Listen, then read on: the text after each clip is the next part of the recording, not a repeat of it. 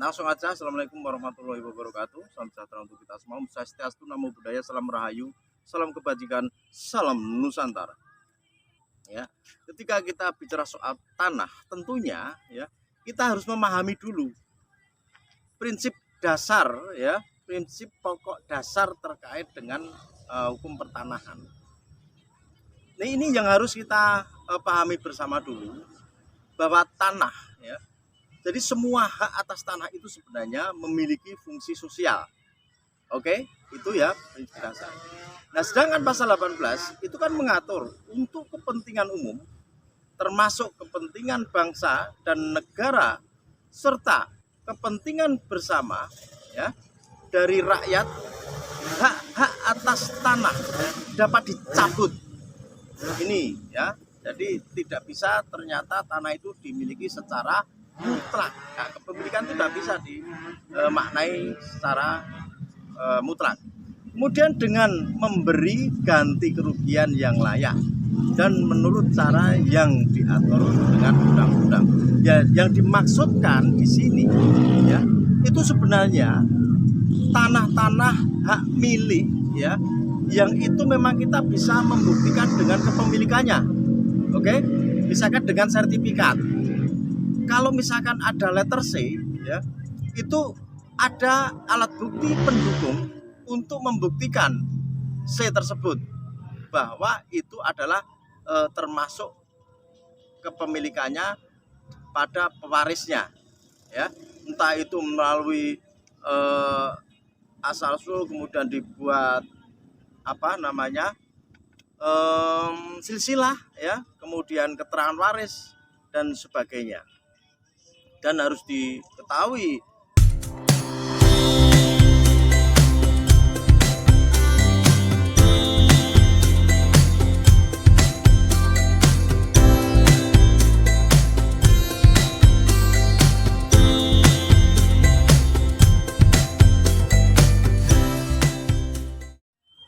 kemudian ketika kita bicara soal tanah tutupan, ya, yang ada di Parangtritis ini kan dari labelnya atau sesebutannya kan tanah tutupan, atau itu merupakan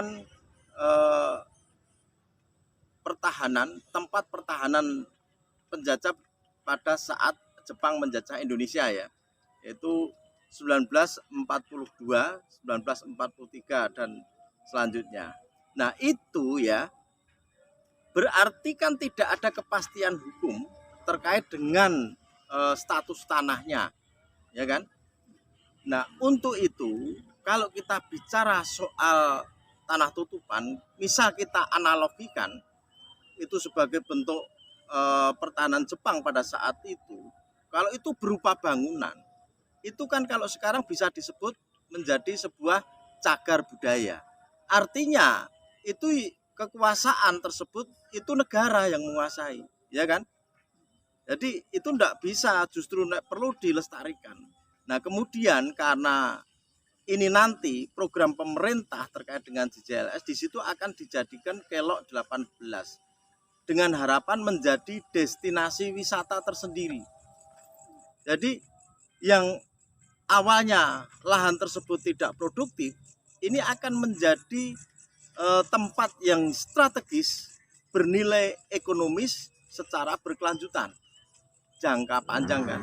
Nah, untuk itu ya, kalau kita bicara soal penguasaan ini, makanya kita harus tahu betul prinsip dasar terkait dengan aturan-aturan mengenai tanah. Ya. Jadi penguasaan yuridis yang beraspek publik, yaitu penguasaan atas tanah sebagaimana disebutkan dalam pasal 33 ayat 3 Undang-Undang Dasar 45 dan pasal 2 Undang-Undang Pokok-Pokok Agraria. Pengertian penguasaan dan menguasai dalam pasal 33 ayat 3 Undang-Undang Dasar 45 dan pasal 2 Undang-Undang Pokok-Pokok Agraria dipakai dalam aspek publik. Sedangkan pasal 2 UPA itu menentukan bahwa, ya, atas dasar ketentuan dalam pasal 33 ayat 3 Undang-Undang Dasar 45 dan hal-hal yang dimaksud dalam pasal 1, bumi, air, dan ruang angkasa, termasuk kekayaan alam yang ada di dalamnya, itu pada tingkatan tertinggi dikuasai oleh negara sebagai organisasi kekuasaan seluruh rakyat.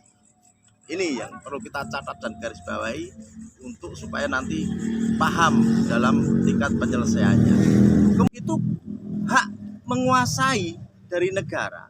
Ini termasuk dalam ayat 1, ya.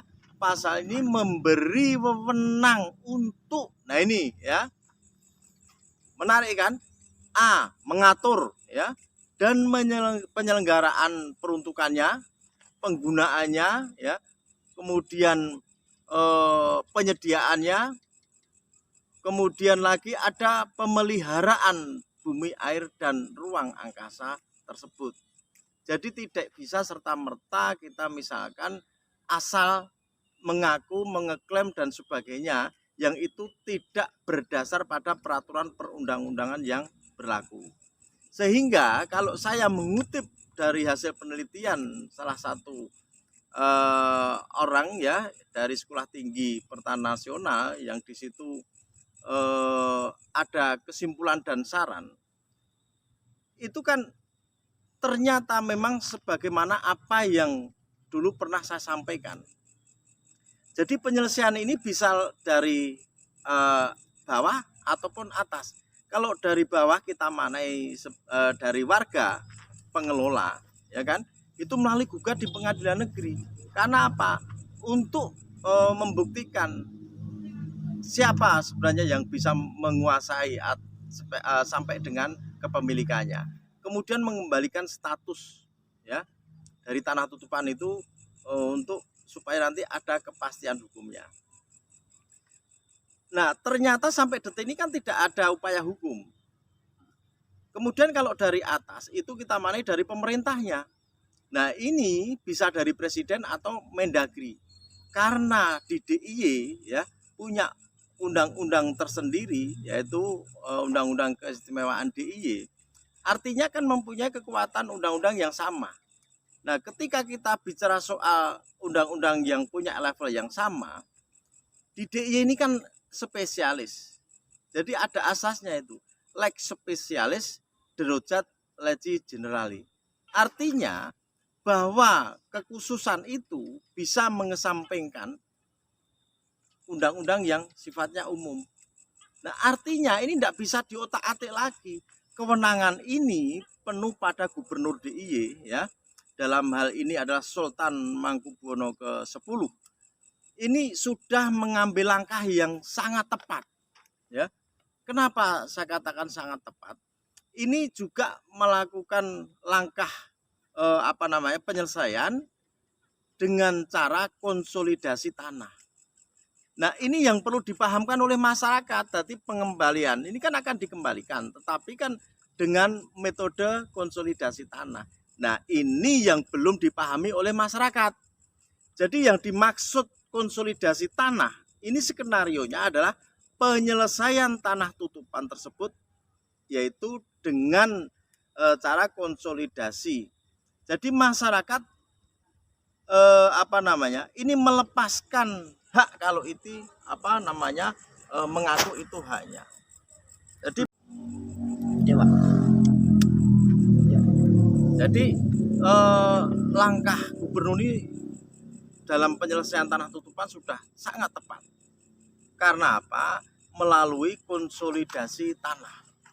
Jadi ini yang belum dipahami. Sedangkan yang dimaksudkan konsolidasi tanah di situ sebenarnya ya, itu nanti kan semua ini kan melepaskan haknya kalau itu misalkan merasa memiliki hak. Kemudian baru pemerintah menata. Jadi tidak bisa misalkan dulu kan tanahku 1 hektar misalkan, nanti kan juga harus 1 hektar. Oh enggak seperti itu ya. Jadi terserah pemerintah dalam melakukan penataan karena punya kewenangan mengatur tadi ya Pak. Mengatur ya.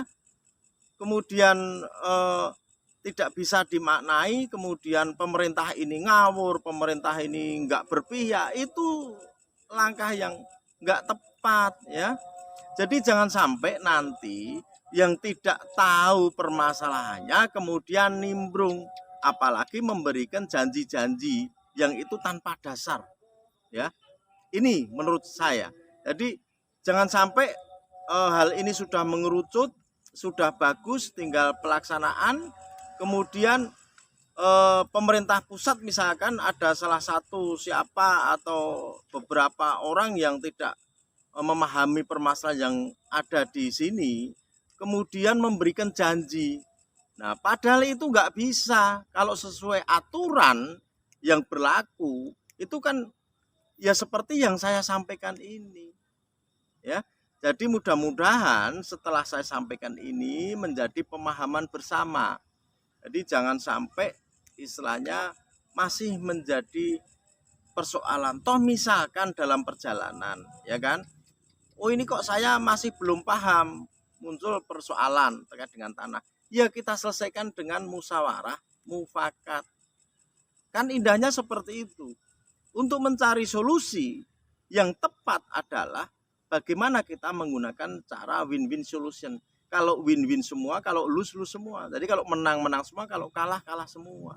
Dan ini pemerintah cukup bijak, tidak mungkin pemerintah sebagai orang tuanya ini akan menjerumuskan. Ini keyakinan yang sampai hari ini saya masih yakini. Jadi kami kira gitu. Penjelasan dari saya, kurang lebihnya mohon maaf. Billahi taufiq wal hidayah. Wassalamualaikum warahmatullahi wabarakatuh. Om Santi Santi Santi. Matur nuwun.